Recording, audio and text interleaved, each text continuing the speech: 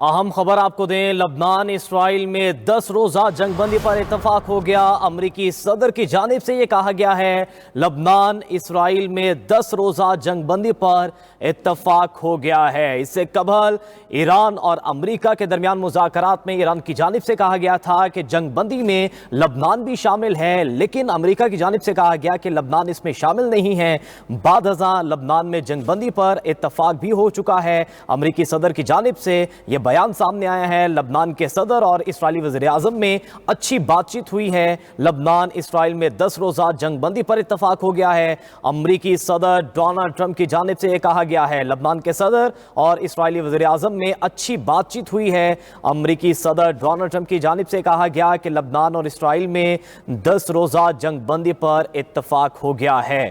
امریکہ ایران جنگ بندی جس میں لبنان بھی شامل تھا، لیکن بار بار کہا گیا، اسرائیل کی جانب سے کہا جاتا رہا کہ لبنان اس میں شامل نہیں ہے، اور اس دوران اسرائیل کی جانب سے لبنان پر حملے بھی کیے گئے، لوگوں کو شہید بھی کیا گیا۔ لیکن بعد ازاں اب چونکہ مذاکرات کا دور آگے بڑھنا ہے، اس پر امریکی صدر ڈونلڈ ٹرمپ کی جانب سے یہ بیان سامنے آیا ہے کہ لبنان میں 10 روزہ جنگ بندی پر اتفاق ہو گیا ہے۔ لبنان اسرائیل میں 10 روزہ جنگ بندی پر اتفاق ہو گیا ہے۔ امریکی صدر ڈونلڈ ٹرمپ نے انہوں نے کہا کہ لبنان کے صدر اور اسرائیلی وزیر اعظم کے ساتھ اچھی بات چیت ہوئی ہے۔ اس دوران لبنان اور اسرائیل کے درمیان مذاکرات بھی ہوئے اور جنگ بندی کے حوالے سے تاکہ مزید جو ہے وہ جنگ بندی کا دورانیہ بڑھایا جا سکے، چونکہ ایران اور امریکہ کے درمیان جو ہے وہ مذاکرات ہو رہے ہیں، اور اس دوران لبنان میں بھی جنگ بندی شرط رکھی گئی ایران کی جانب سے۔ اور اب اہم خبر دی جا رہی ہے آپ کو کہ لبنان اور اسرائیل میں 10 روزہ جنگ بندی پر اتفاق ہو گیا ہے۔ امریکی صدر ڈونلڈ ٹرمپ کی جانب سے کہا گیا،